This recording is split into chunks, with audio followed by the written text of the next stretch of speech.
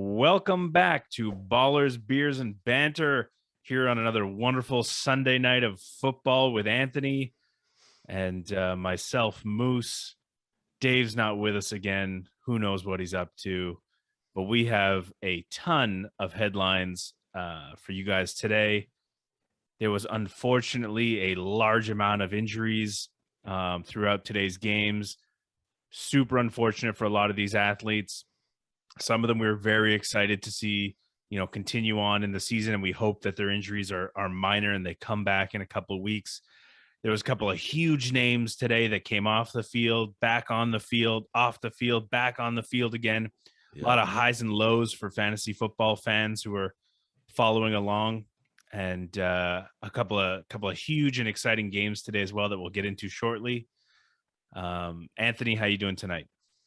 Well, first of all, what's up? All right. Hello. I'm doing fantastic. Compared to last week, I had a lot of bounce back matchups in my leagues. So great week or weekend. But yeah, like you said, very unfortunate with all the injuries that happened today. Hopefully, all the injuries we'll mention in the next segment. Hopefully when the players go through their tests, they'll be okay after Monday. Yeah, it was a bit of a wild ride. All right, so let's jump into it real quick. Our headline segment is pretty much going to be an injury report. Yeah. And throughout the episode, we'll give other highlights about things that happened today. So you want to hit us off, Anthony? Maybe just give us three, and then I'll do three kind of thing. Yeah. I'm going to start with some quarterbacks. Tua left the game with a rib injury. He's going in for more tests. I guess he could be back next week, but Jacoby Brissett filled in for him.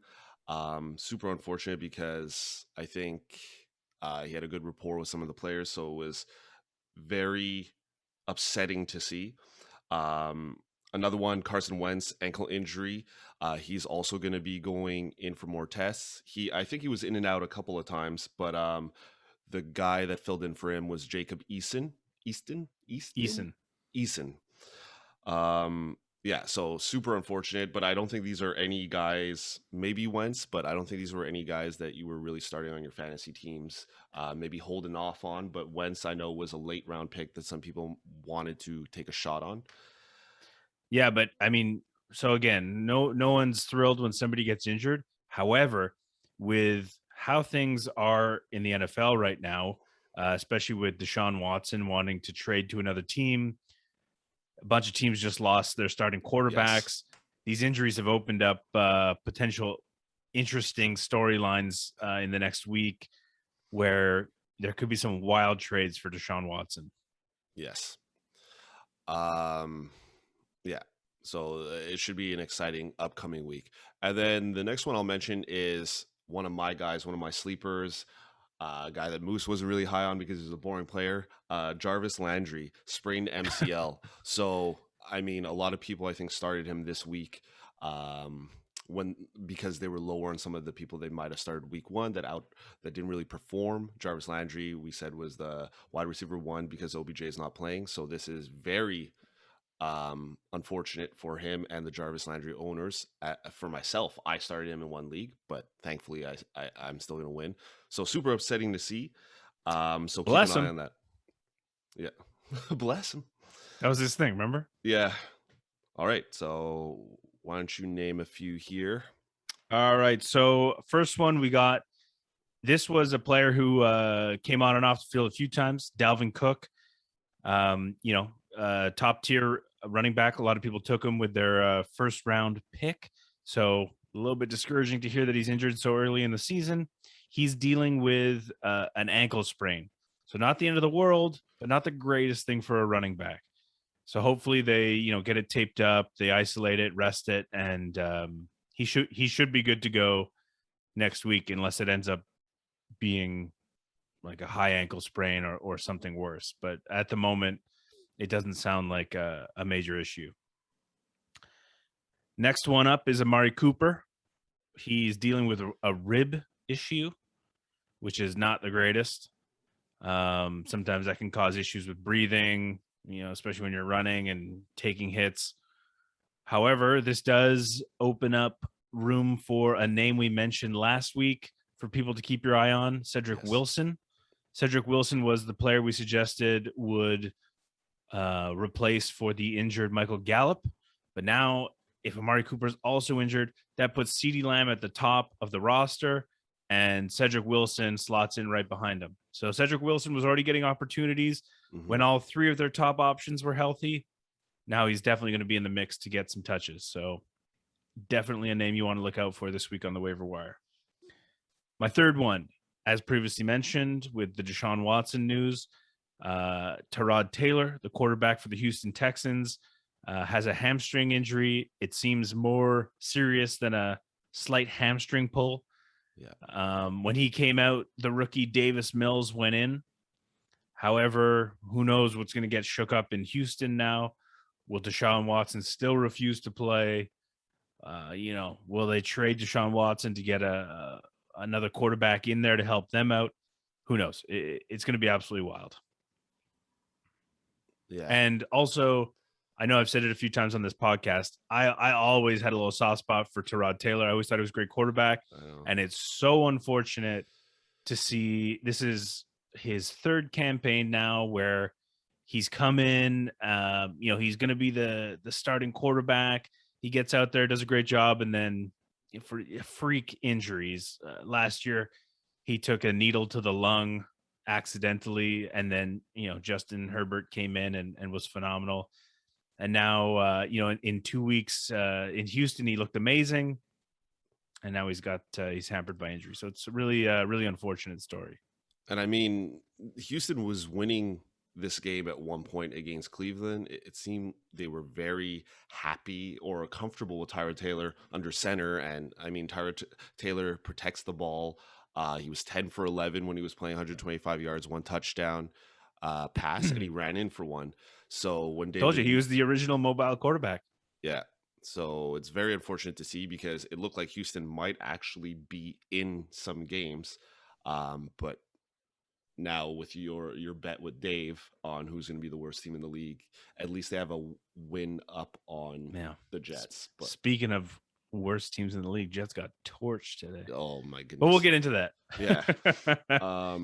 Sorry, I got to apologize to Tyler too, because I know he listens, and every episode I feel like I'm torching the Jets, but I think it's by nature being a Pats fan. Sorry, but we did give kudos to in the preseason to Zach Wilson. He does look very good, but I mean the team's full of young players that need to gel.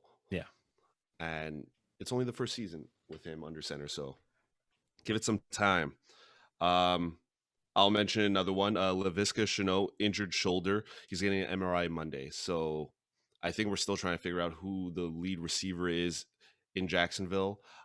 He's a guy that's maybe a flex option, maybe not. But keep an eye on that.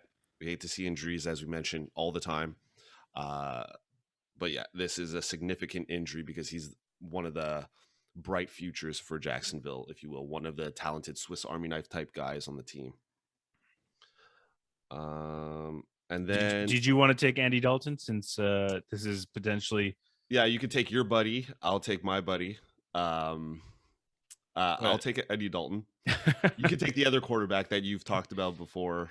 I don't know who Vegas, it is. Derek Carr. Yes. Okay. Well, yeah, Derek Carr. Well, he had an injury scare, which is a bigger scare for if you have any kind of if you have Henry Ruggs, Bryan Edwards, Darren Waller, any of these guys, it's a little bit concerning because their backup quarterback, Marcus Mariota, who came in at some point last season, was absolutely phenomenal in his short time that he was replacing Derek Carr.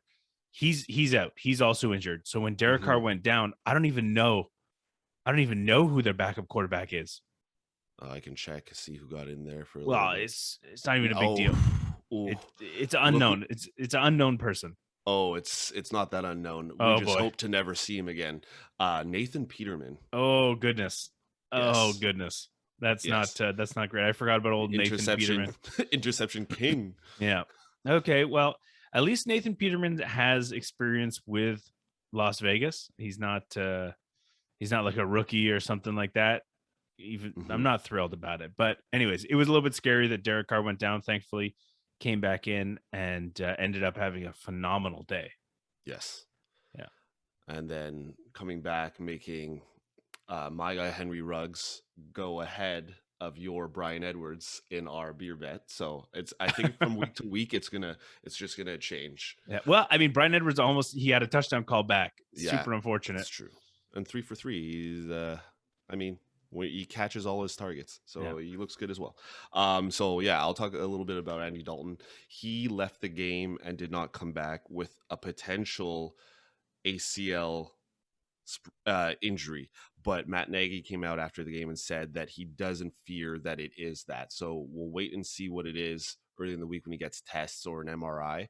But so Anthony, does this mean Justin Fields is in, or what do you think? Like how do the Bears not use this opportunity to just say, "Oh, we're gonna give Justin a chance. You got to rest up." The only reason why I think if Andy Dalton, if everything's good, I think they go back to him because Justin Fields didn't wow when he came in.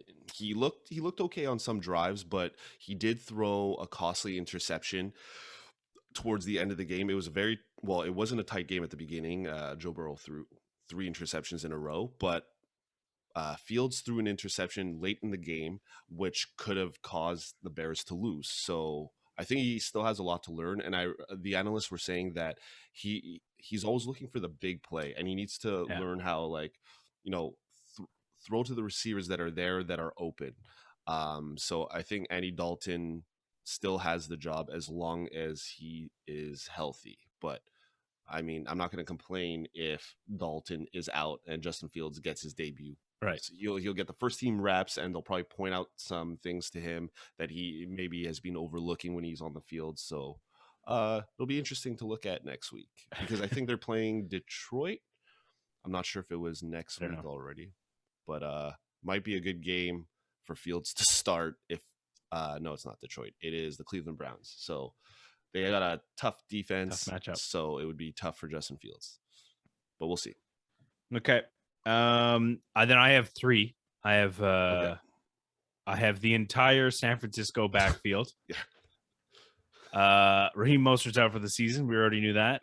Yeah. And then last week, Elijah Mitchell was supposed to take the work. He's going to have all the work. From what I didn't watch the game, but from what I saw, he didn't get much of the work. Then he went out with a shoulder injury, eventually came back. And then Trey Sermon and JaMychal Hasty both got in. Hasty seemed like he had quite a bit of a day. He ended up getting something like 9.9 points or something like that on the day. But he fumbled. Trey Sermon fumbled. And then I saw a headline at the end of the game that both Trey Sermon and JaMychal Hasty were out with injury. So the entire San Francisco backfield is injured. Good thing they picked up 2 last week that didn't play this week. Yeah. Trenton Cannon, and who was the other guy? Kerryon Johnson. Kerryon Johnson. My goodness. My goodness is right. So those guys are still on the practice squad. They haven't been elevated. And I guess we wait and see. We wait and see how bad Elijah Mitchell's shoulder injury is, if he's even going to have a role in the backfield, or if it's just going to be continuous Shanahanigans from week to week on in that backfield. Yeah, I think that's it. Those are the major. Well, no, we had one more. This it's not a major injury. Well, at least we don't know. But at the very last play of the game, Diontae Johnson. Oh, that's right. Had a small injury. I haven't seen any reports on the severity of it, so I would imagine it's just your standard bumps and bruises. Yeah. Standard bumps and bruises is right. Yeah.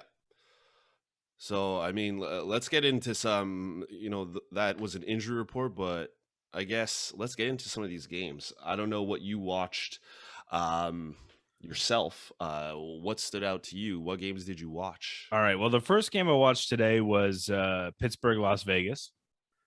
And, Pittsburgh does not look good. No. They're struggling. Big Ben looks like someone who probably should have retired. You know, Right. he has his moments. Like I'm not saying he's a absolute disaster, but you know, he looks tired out there.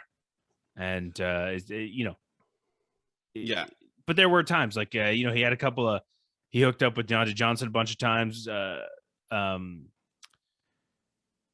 What can't I remember his name? Juju, Chase Claypool, Najee Harris. Najee Harris. So this is what's driving me up the walls a bit, and I think it's mostly because I have Najee Harris on one of my teams. Is that Najee Harris seems to be phenomenal when he does the little pass and run, but Yes. they just refuse to do it with him. They did it once, and he scored an epic touchdown. They did it with him in the preseason. He ran for 44 yards. You know, they just, and he's always open too. Yeah. But you know, Big Ben is, I think he's, you know, wants to prove a point. He's launching it downfield, you know, overthrowing, or you know, they're not catching the ball on the other end. I think they need to reevaluate their offense a little bit, because they have the weapons. They like, don't get me wrong, they can be a very strong offense. I think they just need to reevaluate their strategy. Yeah. And for example, like for fantasy, he's not start worthy, but it's good to see that even though he's not playing the greatest, that like the guys you mentioned, Diontae Johnson, Juju Smith-Schuster, are able to produce for fantasy.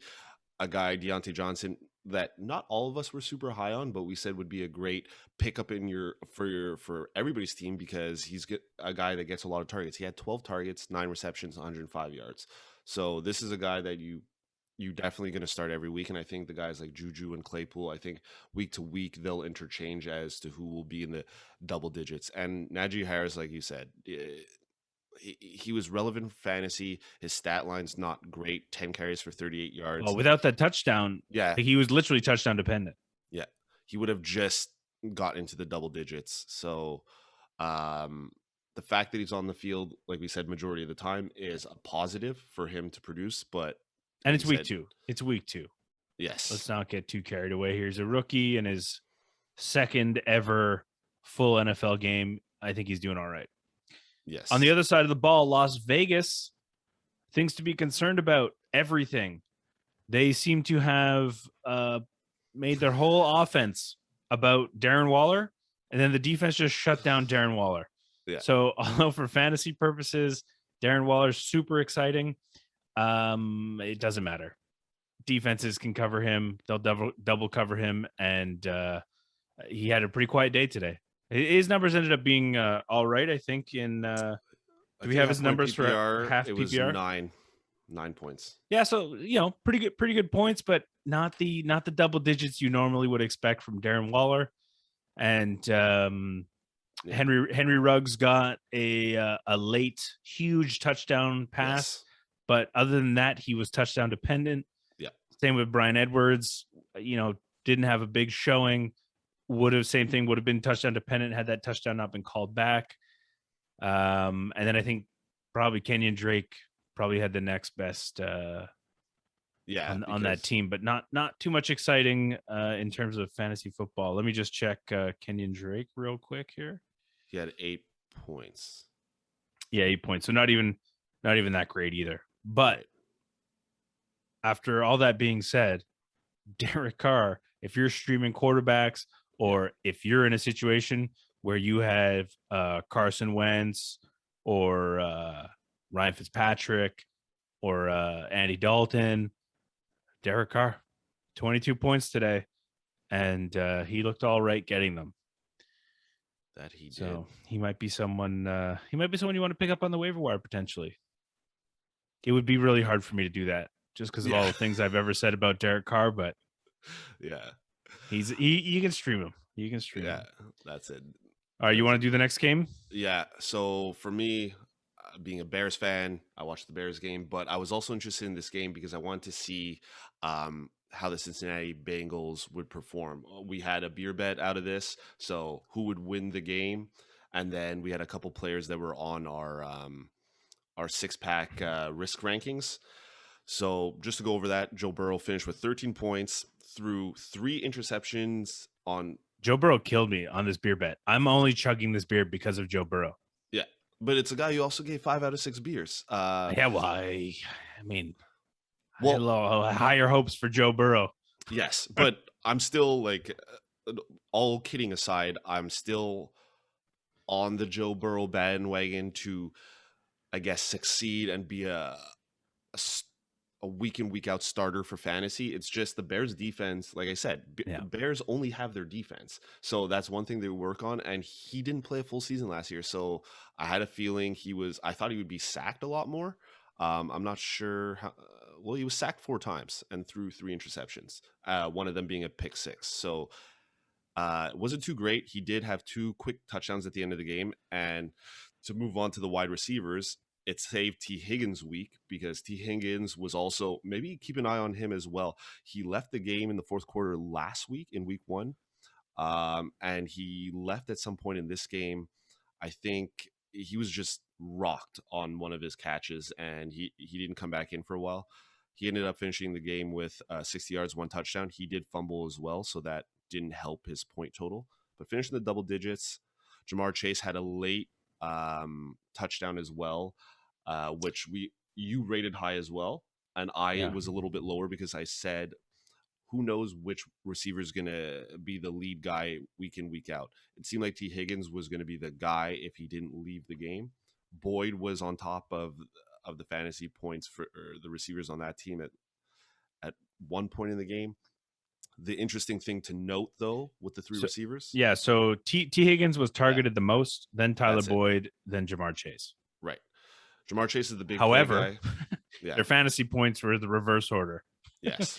So Jamar Chase had 12.4, T. Higgins 12, and Tyler Boyd exactly 10.8.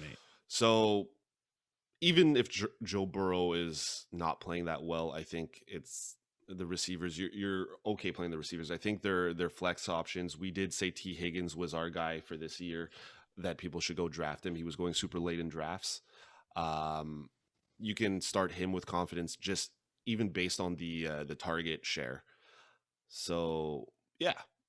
And then on the Chicago side of the ball, I mean, it's still tough to watch the Chicago Bears. The defense is the bright spot on the team.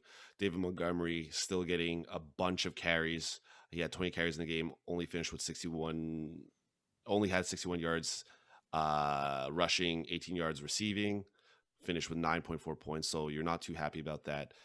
Allen Robinson, again, didn't finish in the double digits, which is, I don't think people should start panicking. I think Andy Dalton leaving the game is not great, and him being targeted only 4 times is not great either. Darnell Mooney is the leader for targets on the team, which is a good thing. That I know he was your sleeper. Oh yeah, I think he was my marquee, the mid round. Yeah, so I think going forward, people need to start looking at Darnell Mooney to start them on their fantasy team, maybe in the flex. Maybe not next week against the Cleveland Browns, but yeah. All right. Well, I'm going to skip over a couple of games here and just do a couple of quick recaps. I didn't watch them fully, but Bills Dolphins. Bills looks like they crushed the Dolphins 35-0. Yeah. Injury didn't help the Miami situation. Exactly. Everybody you'd expect on the Bills to do well did well. Devin Singletary had a great game. Zach Moss also seemingly pretty good for fantasy football. Mm-hmm. So 2 TDs. Yeah, as we predicted, they would dominate. The next game is Patriots, New York Jets. Patriots also crushed the New York Jets. Always start the Patriots defense against a rookie quarterback, and it still stands true. They got 4 interceptions. So if you're starting the Patriots defense, you had a great day. Same with the Bills defense. The Bills defense, I think, had like 22 points or something. And just a note on that game, like we mentioned in the preseason, don't start any of the wide receivers on the Patriots. Yeah. They all finished below double-digit fantasy points. They were all, I think the highest one was Jacoby Myers at 5.8. Yeah. But Anthony, could anybody have predicted that James White would have been the top fantasy option in that backfield? No, but also Damian Harris didn't have a bad week either. 12.9 points. He did get his touchdown. 16 carries though, still leading. It was 16 carries, 5 carries, and 2 carries. James White touchdown dependent, Damian Harris is going to get the yards on the team. So he's had 2 double-digit weeks, which is pretty good for fantasy. It's much better than Antonio Gibson. The numbers are still pretty low. It's better than Antonio Gibson. Yes, it is better than Antonio Gibson for sure. Yeah. Did you watch San Francisco, Philadelphia? I did not. I was not interested in that game. Okay, well, Dave's not here to defend himself, so maybe we'll let him talk about Jalen Hurts tomorrow. Yeah. Who he did all right in the end. He got 20 points, but that was like late in the fourth quarter, so he very easily could have ended the day with very small amount of points, which would have sucked. But like we say, garbage time points. Yeah, points are points. Points are points. And then just notable mention, I know Dave mentioned it on the chat, but Deebo Samuel is the guy over there. He led the team with 13.1 fantasy points, 8 targets. Ayuk again disappointed, 1 catch on 2 targets for 6 yards. So I'm not sure what's going on over there, but he's probably still hampered by injury. But hopefully we get a little bit more information. And like you mentioned, we talked about the running backs, so keep an eye on who's healthy and who's not this coming week. Yeah. Minnesota against Arizona. Everybody's relevant. Except maybe the Arizona running backs. Chase Edmonds led substantially over James Conner. Yeah. Both quarterbacks did a phenomenal. All the wide receivers did well. Yeah. So, it's a great day for everyone. And I think Kyler Murray, I picked him to be the leading QB for fantasy points this year. He's well on his way to doing it. Even both kickers had a great day. Yeah. Ooh, baby. Matt Prater, like I said, go get that man. Well, he's not available anymore. Christian Kirk, I know a lot of people were interested to see what he'd do this week. We did say he's like a poor man's Tyler Lockett, boomer bust type guy. He had 8 points this week. He was the lowest of the receivers, but we knew weeks like this we said weeks like this will happen. He's not consistent yet. AJ Green got into the double digits, which was interesting. But what I want to mention just about the running backs on Arizona is this is a similar situation. Maybe not, the players aren't as relevant as maybe the Washington football team running backs. So James Conner is kind of like the Antonio Gibson, and Chase Edmonds is the receiving back. And in games that are close, the receiving back is always going to be the guy to benefit because it's a lot of hurry up offense, 2-minute drills. So Chase Edmonds, I mean, his stats weren't that great either, but 5 for 5 receptions. James Conner, 8 carries. Chase Edmonds, 8 carries. So I would say if you had to make a decision, it's Chase Edmonds on that team. But it's not the greatest right now. He's not killing it, but he would be the guy to go with. Yeah. And did you watch Tampa Atlanta? I did watch Tampa Atlanta. All right, so I'll let you do this one then. Tampa Atlanta. What can be said about Tom Brady and Rob Gronkowski? So Moose, I said a lot of things. Yeah. So we knew Brady was going to be good. I mean, you got your big week from Mike Evans. Godwin was still good, but Rob Gronkowski, 4 touchdowns in 2 games, 4 for 5 on with 39 yards, 17.9 fantasy points. It's him and Kelsey this year. Yeah. It's crazy. Gronk just had a bit of heat stroke last season. Yeah. That's it. He's come out. He's adjusted now, and he's goodness. provided he can stay healthy. That's always the thing. Because he was so banged up when he retired. So if he stays healthy, I would imagine this will just continue. My goodness, did he ever look good? Like I mentioned, Mike Evans. So he can produce for fantasy now that you have him on your team because we were worried that you finally actually drafted him, that he was not going to perform at all this year, but he killed it.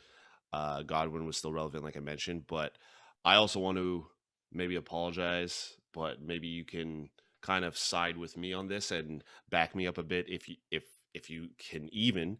I told people not to pick up Cordell Patterson last week because I also said that because I mean, but now the proof is in the pudding here. You want to absolutely stay as far away from this Atlanta backfield as possible because, I mean, Mike Davis was supposed to be the clear-cut RB1. He's obviously not.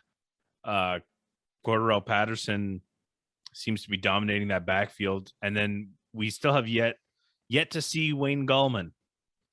Right. So he's out. I'm not sure if he's dealing with an injury or if he's just on the practice squad or something, but I'll have to look into that. I don't know, but Mike Davis, 9 carries, 38 yards, 7 for 7 receptions for 25 yards. And then Cordarrelle Patterson was 7 carries, 11 yards, 1 touchdown, 5 out of 6 receptions for 58 yards and a receiving touchdown. You're going to get weirdness on this team because they're going to be playing from behind a lot, and they need to do whatever they can to try and score points. And to be honest, we did mention Cordarrelle Patterson last year. He did have some big games last year where the Bears really needed him. I don't know if he can maintain this each week. I don't know. I guess we're just happy to see Calvin Ridley produce. Matt Ryan looks so bad at times. He didn't finish with a terrible week, but I mean, I have Matt Ryan and Daniel Jones in my dynasty in our 2 QB league, and they're playing each other next week. I just don't know who to start. I think I might go Daniel Jones because of the running ability, but I'm not happy about any of these quarterbacks. Yeah. And he was quiet in week 1, still a little bit quiet this week, but Kyle Pitts got out there, caught 5 of 6 targets for 73 yards. Yes. So maybe week 3 we see a big week from Kyle Pitts. It's exciting. Yes. Okay, so let's get through the rest of these games here real quick. I just want to mention one quick, one that I watched all the way through as well. Denver, Jacksonville. I won't talk too much on the Jacksonville side. They are terrible. Marvin Jones seems to be the receiver there. So if you have Marvin Jones on your team, you can slot him in your flex, especially now with the Laviska injury. Keep an eye on that.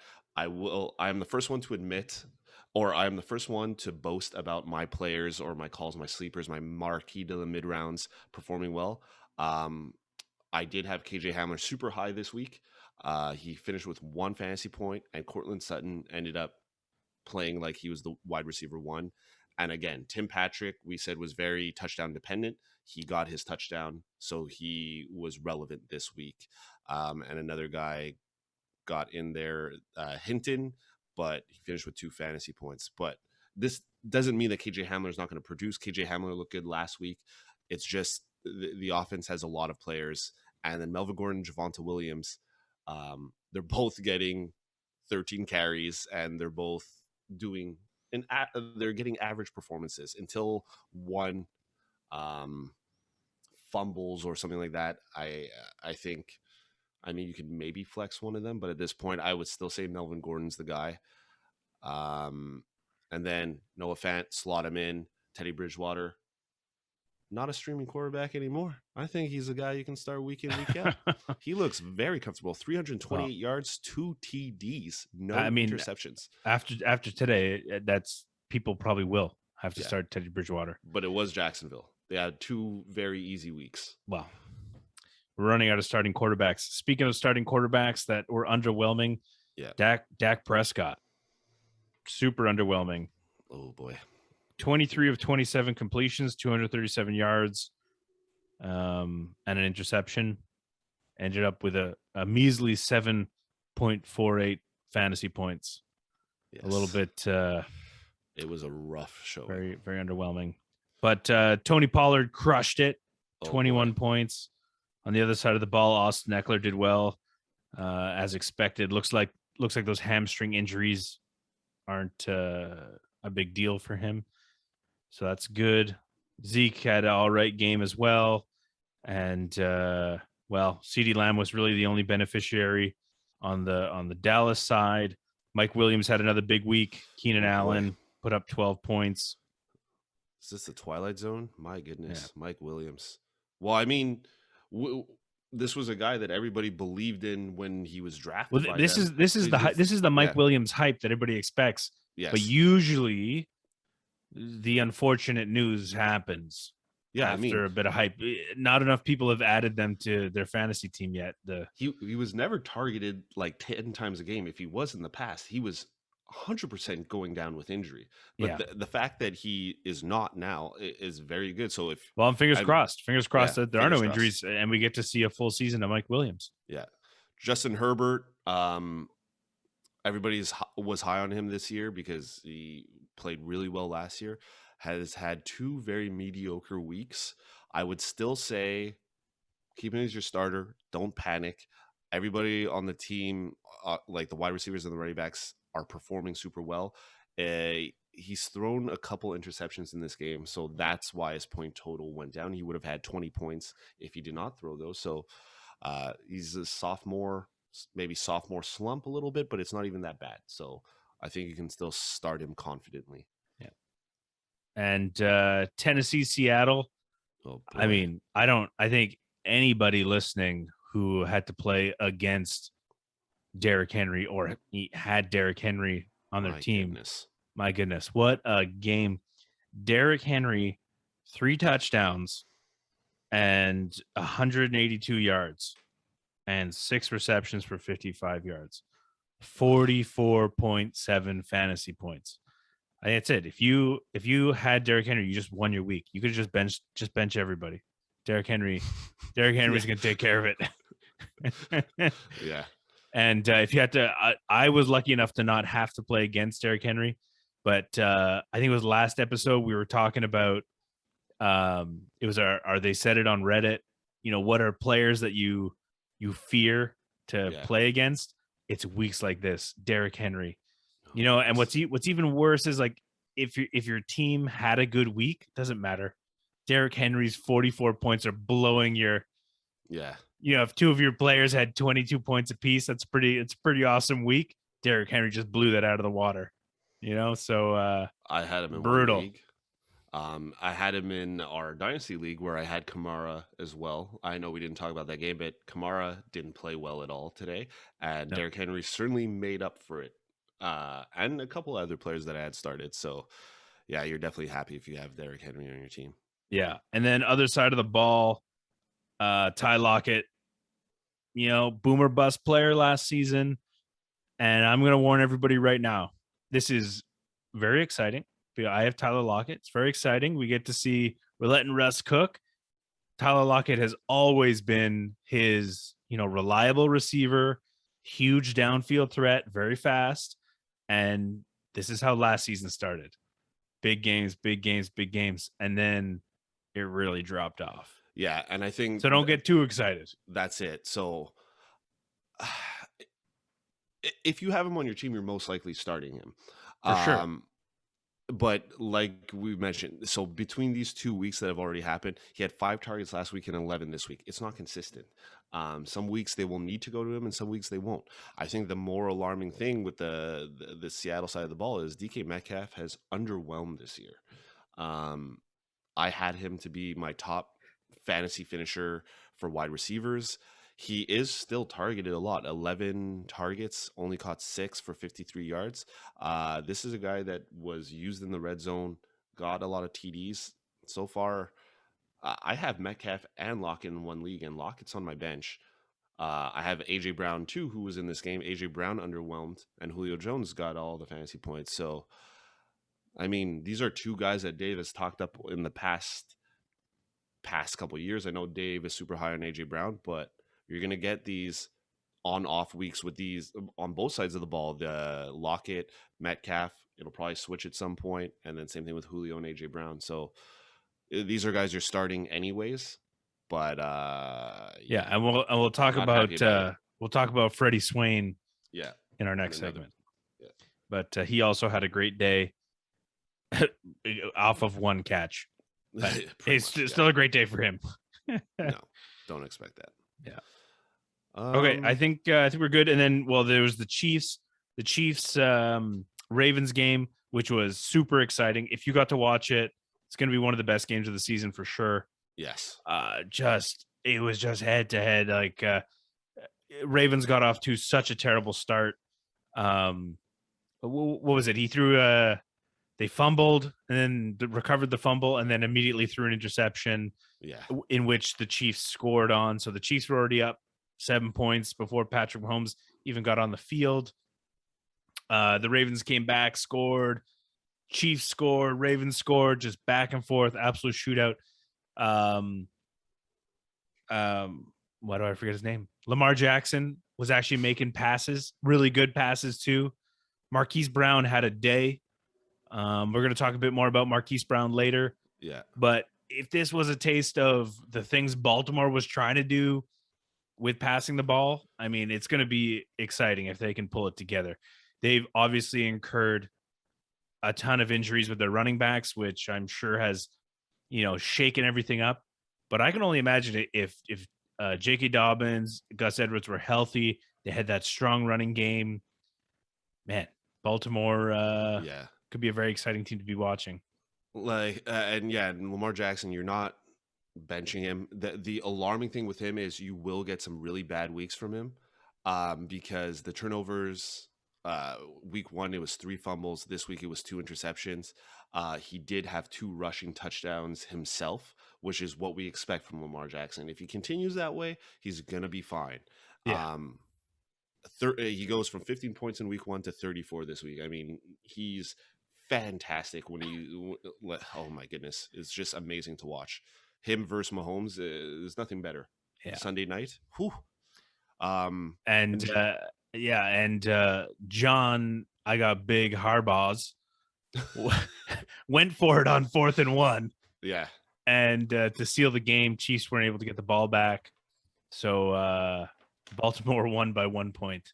Yes.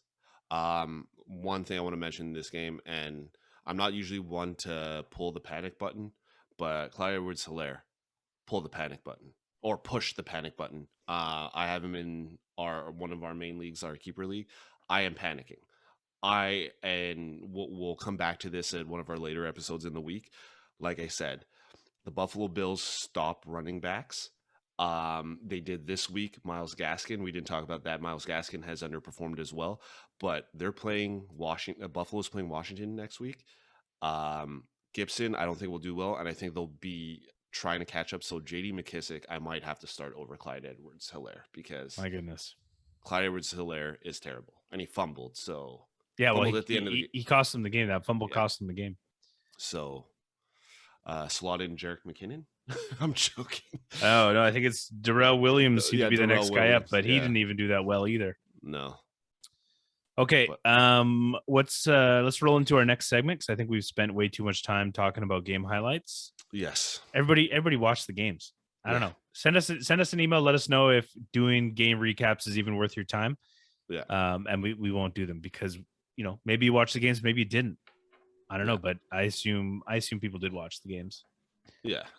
All right. So but not everyone has the zone, so maybe they need to be caught up on some games. This is true. Yeah. So, leave us some feedback. I guess we'll go into a segment that we started last week. It's called the Tall Boy Player of the Week. A tall boy is a can or bottle of beer. It's a 16-ounce beer, 473 milliliters. You looked it up. Yeah, or a pint. A pint of beer. So this award is given to a fantasy player that is not expected to be in the top or the upper echelon at their position and made it into it. So I'm going to start at QB. Everybody was surprised by this guy doing this, but Daniel Jones finished with 29 fantasy points, an average of 29 fantasy points depending on your league rules. The interesting thing about Daniel Jones this year, I think he's still a streamer, but he's running the ball a lot more. And he is very fast, and I think they're going to have to run the ball with him because they are a terrible team. So Daniel Jones is the first one to get this award this week. Number 2 at running back, we mentioned him earlier, Tony Pollard. He seems to be relevant even with Ezekiel Elliott there. So I think that he looks very fast. Yes, he looks very fast. And it seems like with all the running back injuries that have been happening, he might be a guy you might think of flexing. So maybe if you have Clyde Edwards-Helaire and you got Tony Pollard on your bench, you might want to slot him in. Yeah. But yes, I'm very happy to see that Tony Pollard is given a chance to perform, because this is a guy that we've told people to handcuff for a couple of years now. Well, the podcast has only been around for 2 seasons, but even before that, this was a guy that we looked at as a good handcuff to Ezekiel Elliott. At wide receiver, Marquise Brown, actually looking like a wide receiver 1. He finished with 20 fantasy points. There were a bunch of other receivers that had made it into the upper echelon this week that I think could have made this list. But I think Marquise Brown, it's worth noting because everybody's waiting for Baltimore to figure out who's their wide receiver 1, who's going to be Lamar Jackson's favorite target. Mark Andrews hasn't really shone this year. But Marquise Brown, this week he had 20.3 fantasy points, more specifically, and he had 11.5. 16.4 last week. So 2 very big weeks out of him. They seem comfortable together, so you can slot him in to your flex. It's still Lamar Jackson. We don't know how it's going to go. The turnovers are still a thing, but they do play Detroit next week. For fantasy, it's going to be fine. Yeah. So they're playing Detroit next week. You slot them in. Yeah. And for tight ends this year have not been doing so well. There wasn't that many double-digit finishers this week. Maybe one that you can. So the guy that won the Tall Boy Award this week for tight end is Jack Doyle, 11 fantasy points. Like we mentioned before, you got to keep an eye on Wentz and his injury, but Jack Doyle has been a streaming option at tight end when there have been injuries, but there's no way to predict for him to do that every week. He seems to be the tight end because Mo Alie-Cox is there still, but he received 8 targets, and that's noteworthy, and Mo Alie-Cox received 2. So 5 for 8, 64 yards. You can maybe look to him on easier matchups. And those are your fantasy tall boys of the week. All right, thank you, Anthony. We so last Sunday, Anthony and I brought to you the Sunday night guillotine, which was going to be a segment we do every Sunday night, but we're going to move that till tomorrow night's episode, so that Dave can take part in it. And we're going to do something similar, but a little bit different. So it's going to be called the Sunday Night Stout Superstars. And these are players who had a great Sunday. Absolutely wonderful. But they're not people that you should go chase on the waiver wire or should try to add to your team for whatever reason. They're just players who had phenomenal Sundays. Yes. So I mean, you might consider them very deep sleepers. Like I would always just keep tabs on them just in case. But our first one, and this is one that I think you really should keep tabs on, because the wide receiver core is the easiest one in the league, I believe, to get a spot on. So should there be any kind of unfortunate benchings or things of that nature, this individual will climb that ladder pretty quickly. And that's KJ Osborne, who I think it was the first play of the game. Oh boy. Went out for a one reception, 65-yard touchdown. Boom. Just like that. Ended the day with 5 more receptions for 91 yards, 17.6 fantasy points. So absolutely phenomenal, but I wouldn't chase after him too much, especially if you don't have a lot of bench space. But I'm telling you, he's somebody in a couple weeks we might be putting this guy on our waiver wire for sure. So way to go, KJ. The next one we have, and this one I find kind of funny. It's part of this matchup, but last season we always made jokes about Dan Arnold, yes. and who Dan Arnold's dad is, who's paying Kyler Murray to throw him the ball. But anyways, Max Williams, the tight end who has replaced Dan Arnold, Went for 12 points today, 7 of 7 receptions, 94 yards.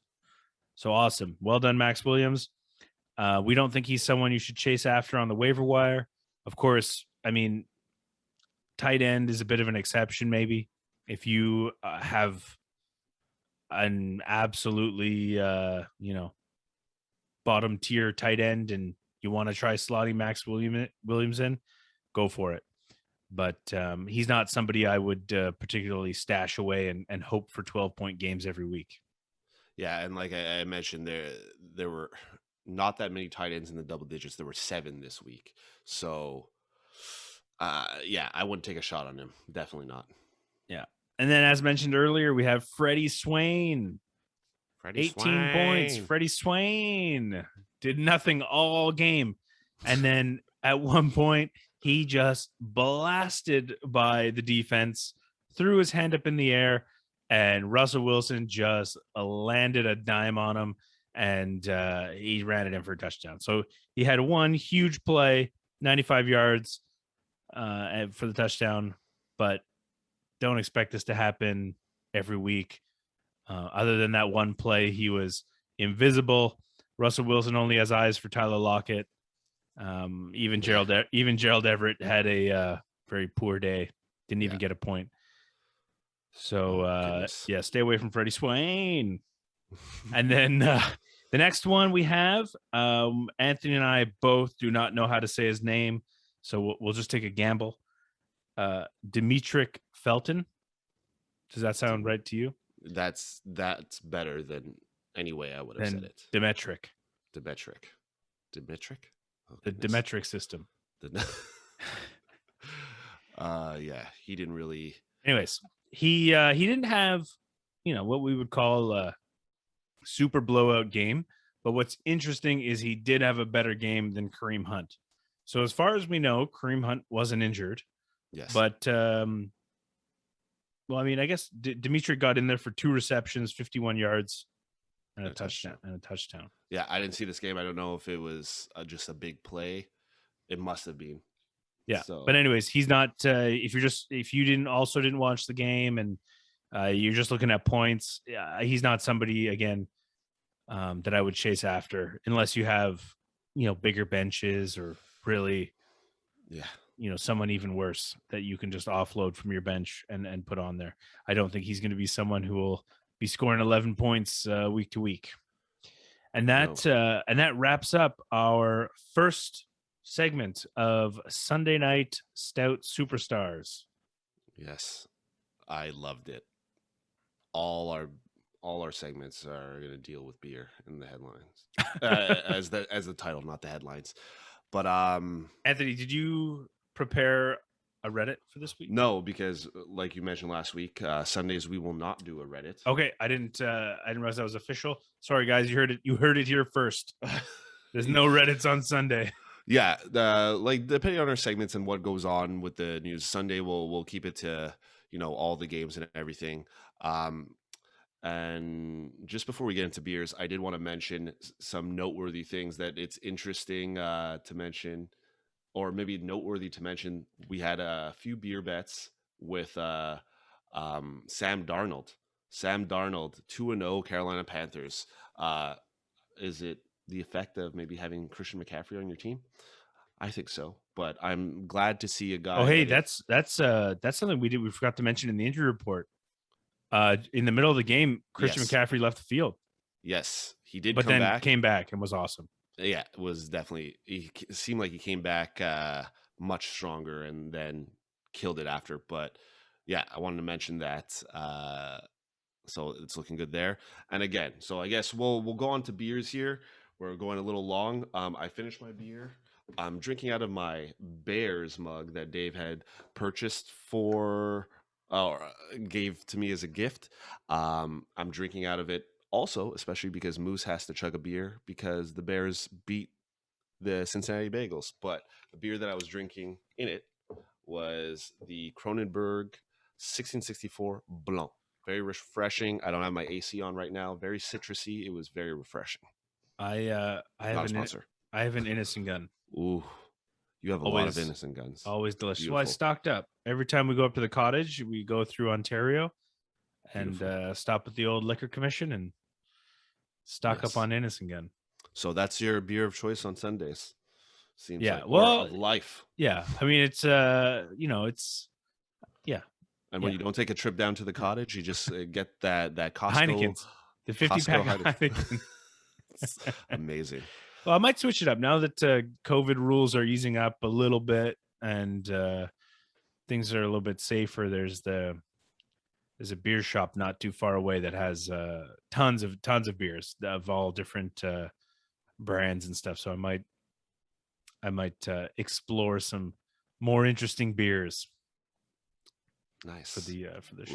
Like how Dave does. But Dave is, we know, on the water train. He did finally chug his beer, and you know what?